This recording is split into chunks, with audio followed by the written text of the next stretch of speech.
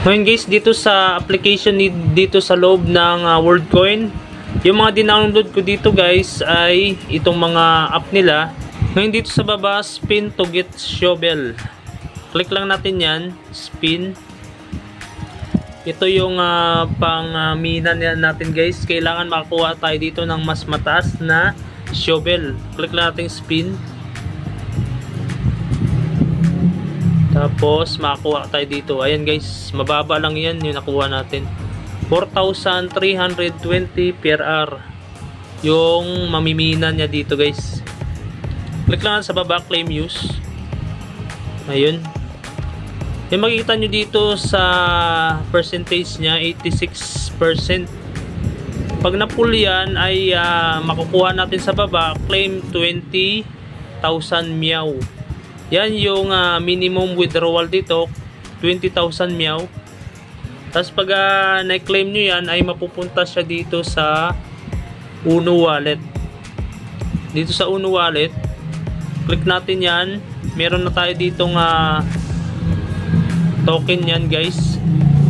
Ito na yung token natin, 200,000 meow. The Cat Boss. Ngayon ang gagawin natin dito is swap din natin siya sa WorldCoin. Click lang natin swap. Dito sa select, click lang natin select. Tapos itong The Cat Boss. Ayan. Receive. Click natin select WorldCoin. Click natin yung WorldCoin. Tapos yung available balance 200,000 meow. Ayan. Ito yung makukuha natin 0.1 na WorldCoin. Click na natin yung swap. Ayan. Tapos sa baba, confirm lang natin para ma-process. Ayan na guys, nag-success na siya. Swapping na. At maidadagdag na rin yung token na yan sa WorldCoin guys. Na-swap na natin yung meow sa WorldCoin. And guys, yung na-swap na natin, swap 200,000 meow for 0.1 na WorldCoin. Close lang natin yan. Tapos punta tayo dito sa home wallet. Makikita natin yung balance natin dito ay dumagdag na rin. Ayun na siya guys. So yung WorldCoin natin dito ay 3.44 na yung balance. Ganun lang yung pag-claim dito ng mga token, pag-swap. Ito pang app guys, yung Egg Bolt na to. Click lang natin yung Egg Bolt para madagdagan yung token natin. Click lang natin yan, verify lang. Verify to smash. Tapos dito sa baba, approve.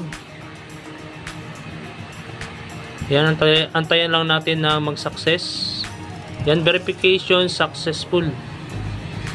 Ngayon dito sa baba, click lang natin smash. Transaction request. Confirm lang natin yan. Antayin lang natin yung confirmation. Okay, try again. Try again natin. Itong token na to guys ay pwede rin siyang ma-convert sa WorldCoin. Sa baba, click lang natin yung confirm. Click confirm. Processing. Ayan na guys, nag-success na siya. Ayun, pindutin lang natin yan. Pindutin lang natin yan. Ayan, iantayin lang natin yung egg dito guys na makukuha natin. Ayan guys, nakakuha tayo dito. Congrats, you cracked a common egg. Common egg lang yung nakuha natin. Back lang natin guys, papunta sa home. X lang natin. Tapos i-check natin dito sa Uno Wallet natin. Click Uno Wallet. Tapos check natin yung token na yon na egg. Ito yung common egg guys. Yan yung nakuha natin. Yan yung naipon natin dito. Meron naman siyang rare egg. Pwede rin naman yan na i-convert din yan. Dito rin yan galing sa dito sa egg bolts na to. Eggs bolt. Dito rin yan galing. Yung rare na yon tsaka common. Ngayon punta tayo dito sa uno. Tapos swap natin yung common. Select lang natin dito yung common egg o kung ditong rare egg. Click natin yung rare egg. Tapos select yung word coin. Available 3. Click lang natin yan. Ayan yung makuha natin. 0.01. Pero check muna natin yung common guys. Kung magkano yung makukuha natin. 19 egg ng common. Click lang natin yung available. Mas mataas yung rare kasi mataas yung ano nun. Ito yung common.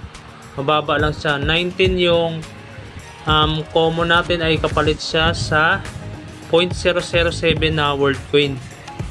Itong rare palitan natin ng rare. Itong rare yung kunin natin. Kasi medyo mataas to eh.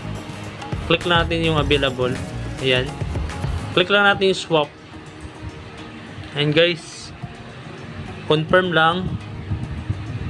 Ayan, nag-success na siya. Ayan, legit talaga to guys na mga app dito sa WorldCoin. Dito sa World App. Ngayon, pag na-swap na yan, nag-iipon lang kayo dito ulit. Ito tayo dito sa home. At makikita natin dito sa, ayan guys, dumagdag na siya. 3.44 kanina, ngayon 3.45 world coin na siya. Ngayon, nandito yung pinakamataas dito guys ay itong si Orb. Get nyo lang to sa application, sa App Store nila. Ngayon, dito sa orb na to ay makakuha kayo dito ng 1,000 orb. Isang beses lang naman to guys sa nakukuha itong orb na to. Ngayon, pag na-claim nyo na, ay mapupunta rin naman yan dito sa Uno Wallet. Ngayon, dito sa Uno Wallet ay mas mataas yung conversion nito.